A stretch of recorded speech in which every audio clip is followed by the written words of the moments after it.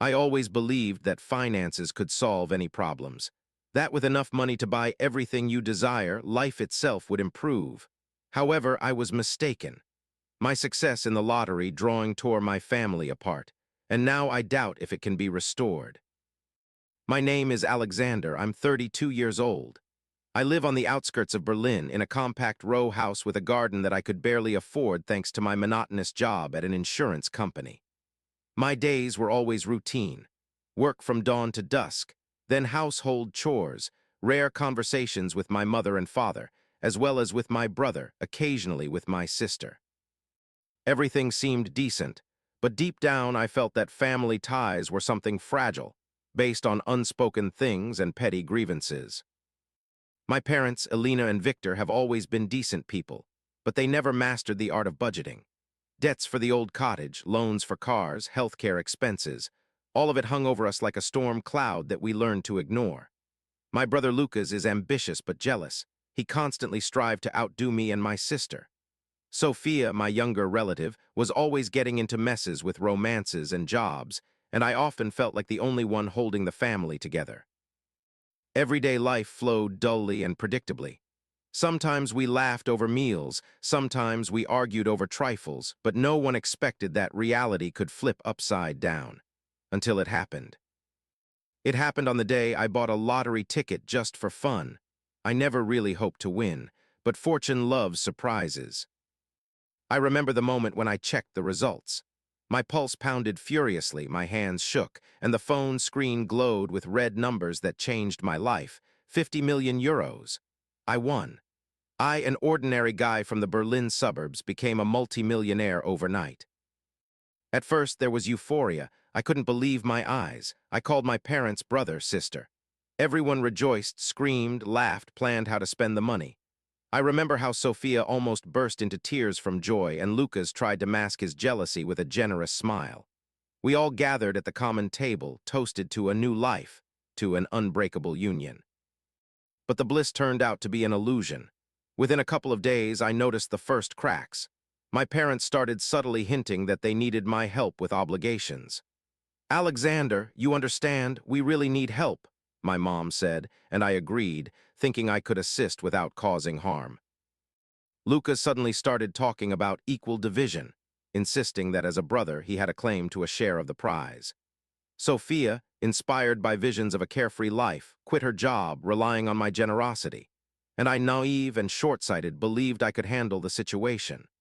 I bought a new mansion, cars, even a perfect vacation in Sicily, convincing myself that everything would work out, that money wouldn't change us.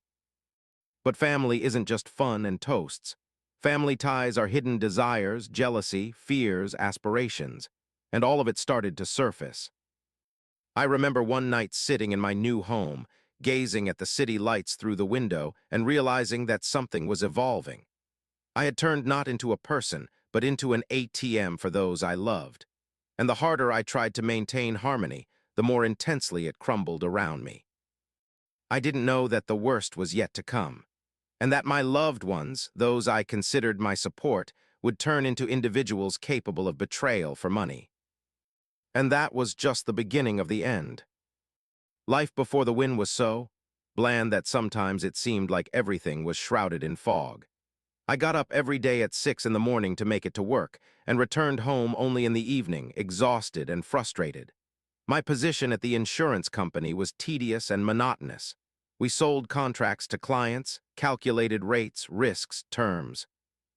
Everything was predictable like clockwork, and honestly I despised it, but I held on because I knew.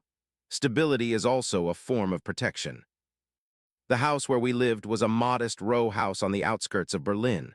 Nothing remarkable, a couple of bedrooms, a tiny kitchen, a garden with haphazardly trimmed plants. I shared the space with my parents and sister Sophia. Brother Lucas had left long ago, but he visited regularly, especially when it came to finances.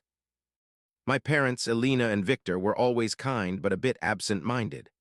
Mom worked as a teacher at a local school, Dad as an accountant in a small firm. Both loved us, but they were financially fragile. Obligations and loans followed them like a ghost, and this passed on to us. Constant anxiety, arguments over expenses, petty reproaches. Luca's embodied ambition and envy. He always wanted to surpass me, and he almost always succeeded. I never understood why he was like that, but I inwardly accepted it. Sophia, my younger sister, was the opposite. She was dreamy but reckless. Her relationships almost always ended in failure and her jobs in chaos. I often thought she was made for theatrical passions, not for everyday life. And in this dull world of routine, filled with bills and petty skirmishes, I tried to find meaning. I played soccer with friends on weekends, devoured books, sometimes went to parties, but all of it seemed like temporary escape. I knew my life wasn't a disaster, but it couldn't be called bliss either. The first signs of hidden fractures appeared in details. Mom sometimes complained that money evaporated too quickly, Dad quietly grumbled about loans, and Lucas, when he came, said with a barely noticeable smirk, "You've always managed, right? But what if luck smiles on you big time?" And I didn't catch what he was getting at. Sophia constantly asked to borrow until I find a new position. We organized meals on Sundays, a kind of ritual. It seemed everything was fine, but conversations inevitably slid into comparisons of achievements. "Why doesn't your job pay as much as mine?" Lucas would ask, either mockingly or complainingly. "You just need to work harder," Mom would respond, and Dad would silently agree.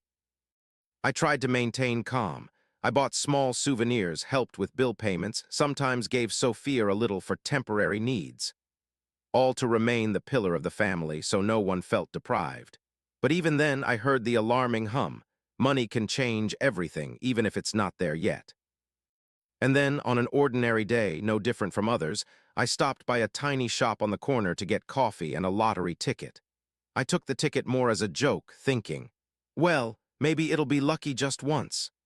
I didn't even imagine that in a few days, this ticket would flip my reality and my loved ones forever. That evening, I settled on the sofa, watched a series, and munched on pizza when I casually checked the results on my phone. At first, I thought my eyes were deceiving me. The numbers on the screen flickered, and I said them out loud, as if convincing myself, "No, no, this can't be true." And when I realized I had won 50 million euros, everything inside me flipped. The joy was indescribable, my pulse pounded as if trying to break out. I called my parents, brother, and sister, and heard similar jubilation in their voices. We gathered together, discussed plans, dreamed of travels, residences, cars. It seemed that happiness had finally knocked on our doors. But happiness turned out to be fake. Within a couple of days, I noticed the first indicators that money could destroy everything I cherished. Parents started cautiously hinting that obligations should be cleared. Lucas talked about equal shares, and Sophia was already planning how to spend my fortune. I was naive and thought I could control everything, that affection and family bonds would overcome greed. And back then, I still didn't realize that this was just the beginning. I remember that day as if it happened yesterday. I held in my hands a tiny piece of paper that before seemed just another ticket taken for amusement. I stood in the kitchen, my phone vibrated in my fingers, and when I saw the result, my pulse literally jumped out. 50 million euros. At first, I thought it was a mistake. I checked the numbers multiple times, called the lottery company to confirm. When they did, I felt an incredible range of emotions: jubilation, numbness, skepticism, horror. I wanted to scream, laugh, cry, all at once. I called my parents first. Their reaction was like in a movie. Mom screamed, Dad barely held back tears, and then both hugged me at once. My words, "we won," sounded silly because it felt like it wasn't just we, but a whole galaxy of possibilities. Lucas, my brother, couldn't believe his luck. His voice trembled when he said, "God, Alexander, this is fantastic. We should celebrate properly." Sophia immediately started planning how everything will be different now. The next day, we had a modest family dinner. Parents set the table with their simple dishes, but the atmosphere was festive. We sipped sparkling wine, which, honestly, I bought for the first time not for 5 euros, laughed, planned. I saw pride and hope in their eyes, and it was intoxicating. We discussed world travels, buying a new mansion, perfect cars, investments. It seemed everything was achievable. Even Lucas, usually so picky, was full of zeal. Sophia was already calculating which boutiques to visit and playfully hinted that now her life would be like in a movie. But as I soon learned, The euphoria was deceptive. Even at this early stage, the first signals appeared that money could change everything. Mom quietly noted that we should clear family obligations, a hint that sounded like a light shadow on our celebration. Lucas started pontificating about equal division, as if the money already belonged to him, and Sophia proudly announced that now she could quit her job and devote herself to passions. I tried not to notice the warning signs, believing that affection and blood ties would withstand the test of money. We laughed, planned the future, took pictures. I bought the first small gift. Lucas got new headphones, Sophia, a fashionable accessory. Parents silently smiled, accepting modest gifts, but something flashed in their eyes that I didn't recognize then: anticipation. In the following weeks, the environment began to transform. People I've known all my life started behaving differently. Friends, previously content with ordinary coffee together, began asking for a little help. Distant relatives, whom I met once every 5 years, called with the most fantastic stories of need and hardships. At work, changes happened too. Colleagues started hinting that you shouldn't forget about friends, and management, learning about the win, looked at me with barely hidden curiosity. Everything became strange. People I considered friends suddenly saw me not as an individual, but as a wallet. And all this was just the beginning. I felt that the huge sum opened doors to a world where family ties and friendship could become mere tools for other people's goals. But then, in the first days after the win, I still didn't realize how much this would change my reality. I bought small pleasures for myself: a new car, modern gadgets, a cozy corner in the house that I always wanted. It all seemed harmless, but even these purchases became symbols of how the familiar environment was gradually melting away. The first alarm bell rang when Dad, usually balanced and prudent, hinted that maybe we should invest a little and help the family with obligations. Mom added something like, "We've always believed that one day luck would smile on you, but now we all need to think about tomorrow." Their words sounded caring, but I caught pressure. Lucas started visiting more often. His conversations gradually mutated from joyful discussions of plans into quiet grievances. "You know, we're family, Alexander. You should think about us too." Sophia, meanwhile, rejoiced in the freedom that money gave her, and that joy gradually turned into anticipation that now I would finance her dreams. And so, amid the delight and laughter, amid toasts and vows, I first realized, winning the lottery isn't just happiness. It's a new burden, and a burden, as it turned out, capable of destroying everything that was dear, even family. Several weeks passed after the day I learned I had won 50 million euros. The world around me evolved, though externally everything remained the same. It seemed I still lived in my comfortable home on the Berlin outskirts, commuted to work, chatted with friends, but relationships with family began to take on strange tones. The first indicator of concern was the parents' conversations. Mom, quietly winking at me over breakfast, said, "Alexander, we've thought. Maybe we should help a little with our obligations. You understand what difficulties we've had." I felt a slight tingling in my chest. It wasn't an open rift, but a hint of expectations that would soon turn into demands. Dad added more directly, "You're a wealthy man now, son. Family is a collective, and you need to take care of us all." At that moment, I still tried to smile and assure myself that everything was under control, but deep down, anxiety was brewing. I realized that the money, which seemed like a panacea for all troubles, was already starting to affect how others perceived me. Lucas, my brother, started coming almost daily. At first, he just wanted to chat, shared news from his job, and joked, but over time, his visits mutated into quiet analyses of how to properly divide the win. I listened to him and tried to maintain composure, explaining that everything needed to be thought out and weighed, but he became more insistent. Sophia, my younger sister, showed particular enthusiasm. She quit her position, insisting that now she could follow her dream. At first, I approved of her choice. It seemed like new opportunities. But soon it became clear that she saw me as a source of funds for all her plans: travels, seminars, new hobbies. Friends also began to mutate. Some, whom I considered close, started asking for a little help. At first, these were small amounts that I could easily provide, thinking it wouldn't hurt. But each time I gave money, new requests arose. and soon it became impossible to distinguish genuine friendly requests from greedy demands. The key episode came when distant relatives started visiting us, whom I had met, it seems, only at celebrations and anniversaries. No one knew about my win, but now everyone was in the know. Their stories of hardships, illnesses, and failures sounded like an incantation. Each visit turned into a list of demands that I was supposed to satisfy. I tried to maintain balance. I bought a dream residence, cars, helped the family with obligations, but all of it seemed like a drop in the ocean. Loved ones stopped seeing me as a son and brother. They saw a bank, a wallet, a source of solutions to their problems. In the early stages, I tried to defend myself, explain boundaries, but every word met resistance and resentment. Arguments began to arise among the relatives themselves. Lucas and Sophia started arguing about equal division.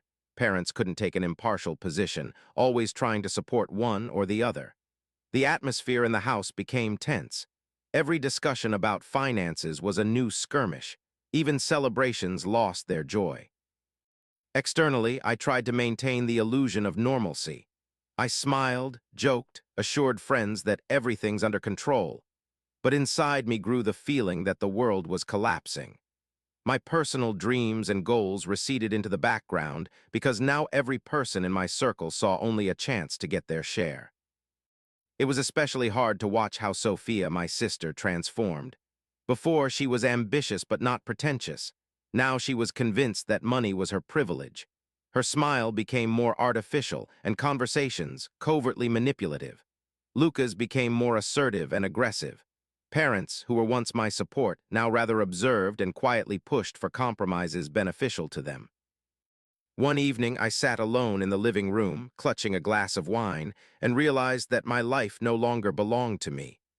I was surrounded by people I loved, but the love seemed conditional. It depended on money, not genuine emotions.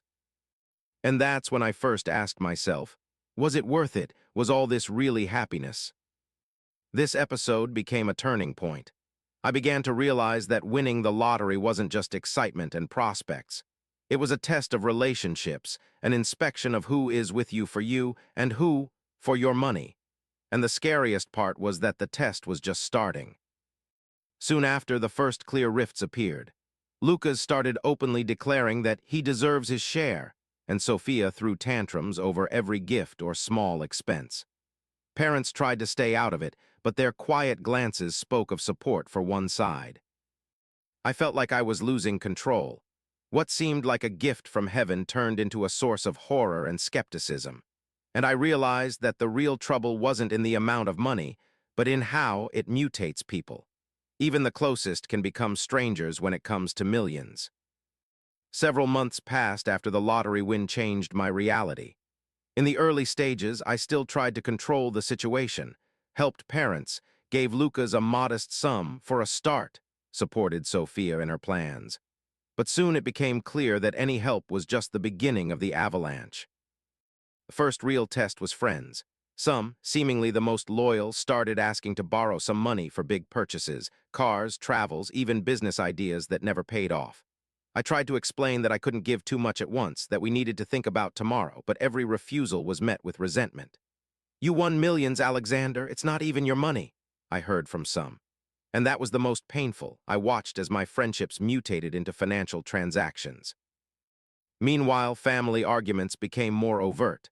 Lucas started regularly showing up with demands for equal shares, sometimes in sharp tones. "You think you can keep it all to yourself? We're your family." His confidence was frightening. Sophia, in turn, began openly manipulating our parents' feelings, complaining about injustice, and insisting that I was obligated to fund her dreams. Parents tried to maintain impartiality, but their glances and remarks clearly showed whose side they were on. Mom often said, "You understand, son, we can't just do nothing," and Dad quietly added, "Lucas has a claim to a share. It's family." Every word of theirs pushed toward rift, and I felt the situation slipping from my hands. And then came the day when everything evolved. At a family dinner, Lucas openly declared for the first time, "You're treating us like fools. We deserve our shares, and if you don't give them, I'll get it through the courts." The words struck me like lightning.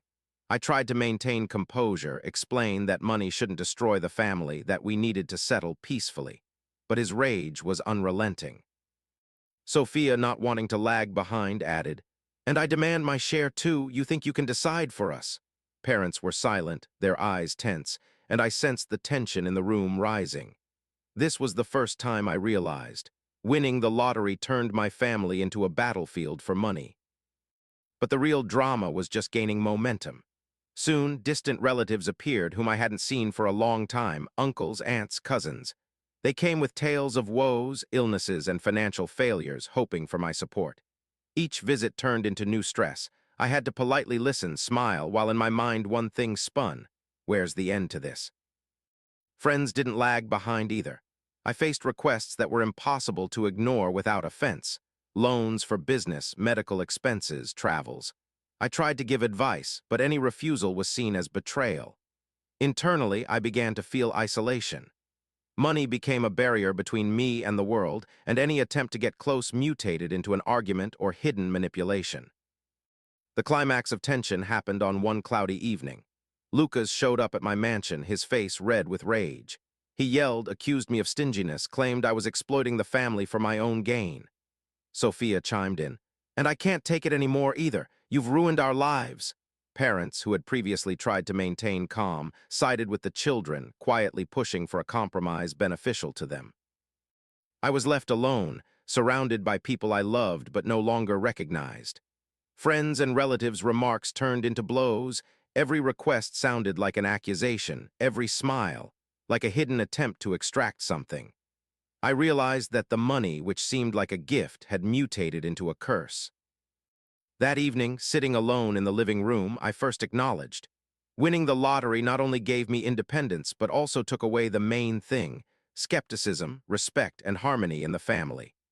I looked at photos of our joint celebrations, at the laughter and joy that now seemed long forgotten, and felt emptiness. And then came the idea that still haunts me. Perhaps the real win in life isn't money, but the ability to preserve yourself and connections with loved ones. And I've lost both.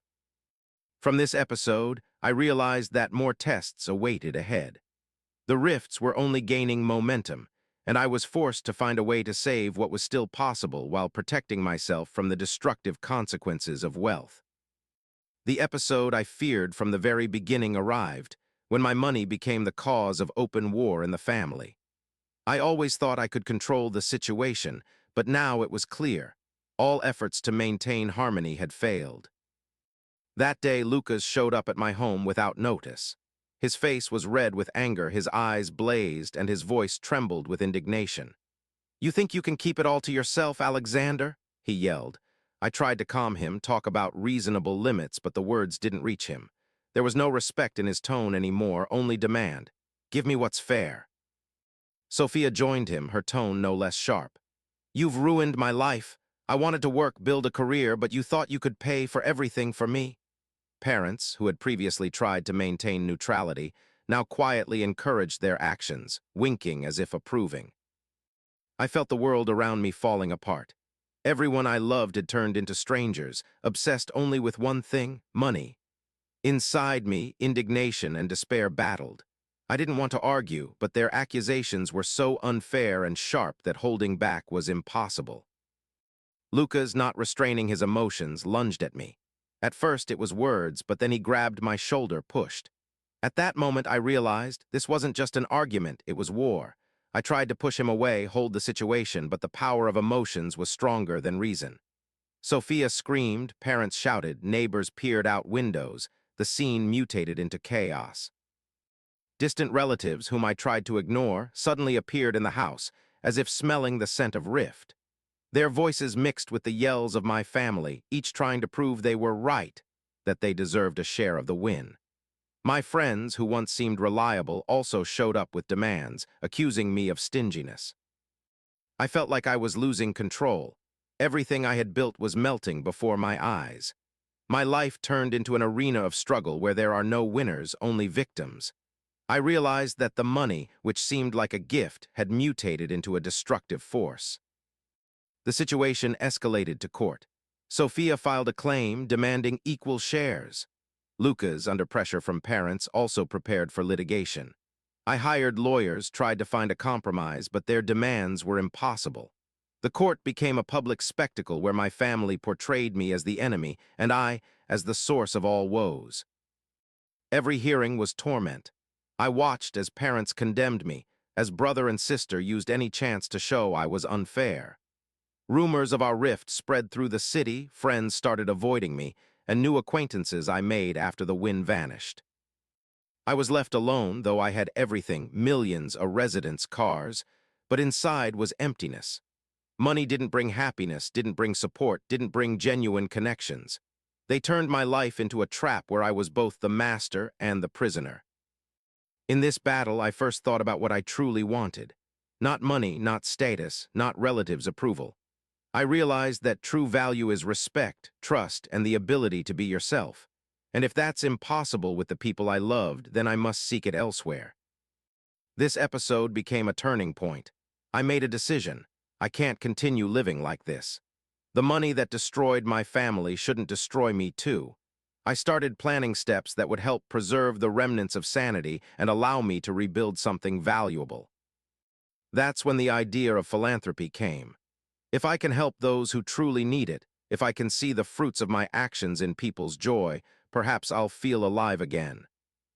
The climax of this story isn't just in the arguments and courts, but in the fact that I first saw a path out of the labyrinth of destructive connections that money built. Inside me, understanding was born. Sometimes you need to lose people to find yourself. After all these months of chaos, courts, and arguments, I felt exhausted. My sense of isolation became almost tangible. Millions of euros couldn't fill the void inside. I woke up amid the luxurious walls of my new mansion and realized, there's no family here, no friends, no one who genuinely rejoiced for me. I was like in a golden prison, surrounded by wealth that mutated into a jail. One dawn, sitting on the balcony with a cup of coffee, I realized this can't go on. Money shouldn't dictate my reality. Everything I tried to preserve, family, connections, was destroyed. But I could still control what to do next. I decided, if wealth brings destruction, let it bring good to others. I started researching philanthropic organizations that really help people. I found funds for the homeless, clinics for children with rare diseases, ecology restoration programs. I realized that by giving away part of the win, I not only helped the needy but also regained control over my reality and restore inner harmony. My parents, brother, and sister received notices of my decision. I didn't intend to argue or discuss details. I simply sent messages with amounts they would never see. Inside me was a strange relief. No one rejoiced in my choice, and that was wonderful. For the first time, I felt independence from others' expectations. Several months passed. My life evolved radically.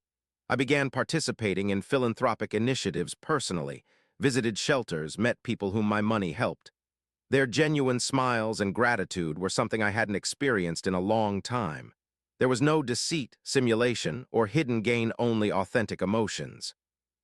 And one of those days, at a homeless shelter, I met a man named Thomas. He lost his job and home, but not his dignity and hope. We talked for a long time, and I realized that such encounters make my life complete. Money stopped being the goal. They turned into a tool that unites people. Over time, I began rebuilding connections with those who genuinely valued me, not for my fortune. Old friends who didn't ask me for money and supported me in tough moments started returning to my life. I learned to trust and open up anew, but on my own terms.